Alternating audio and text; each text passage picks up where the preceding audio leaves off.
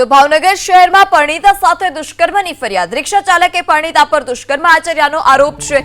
અલગ અલગ સ્થળોએ લઈ જઈ અને દુષ્કર્મ આચર્યાનો આરોપ।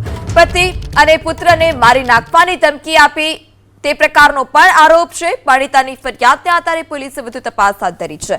તો રિક્ષા ચાલકે પરિણીતા પર દુષ્કર્મ આચર્યાનો આરોપ છે। અલગ અલગ જગ્યા પર લઈ જઈ દુષ્કર્મ આચરતો હતો। પતિ અને તેના પુત્રને મારી નાખવાની ધમકી આપી વારંવાર દુષ્કર્મ આચરતો હોય તે પ્રકારનો આરોપ। ફરિયાદને આધારે પોલીસે વધુ તપાસ હાથ ધરી છે।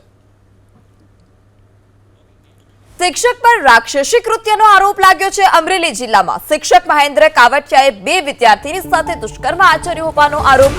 શિક્ષકે ચાલુ શાળાએ જ 2 બાળકીને પોતાની હવસનો શિકાર બનાવી હોવાની પોલીસ ફરિયાદ નોંધાતા હવે ખળભળાટ મચી ગયો। આ શિક્ષક છેલ્લા 8 દિવસથી બંને બાળકીને પોતાની ઓફિસમાં બોલાવી દુષ્કર્મ ગુજારતો હોવાનો આરોપ લાગ્યો છે। પોલીસ ફરિયાદ બાદ પોલીસે આરોપી શિક્ષક મહેન્દ્ર કાવટિયાની ધરપકડ કરી છે। महेंद्र कावटिया जो शिक्षक है उसके द्वारा पिछले कुछ दिनों से छोटी लड़कियों के साथ ऐसा दुष्कर्म करने का, शारीरिक छेड़छाड़ करने का जो कोशिश की गई, उसकी अरेस्ट करके आगे रिमांड कार्यवाही और एफएसएल की हाजिरी से डिटेल इन्वेस्टिगेशन अभी चल रही है।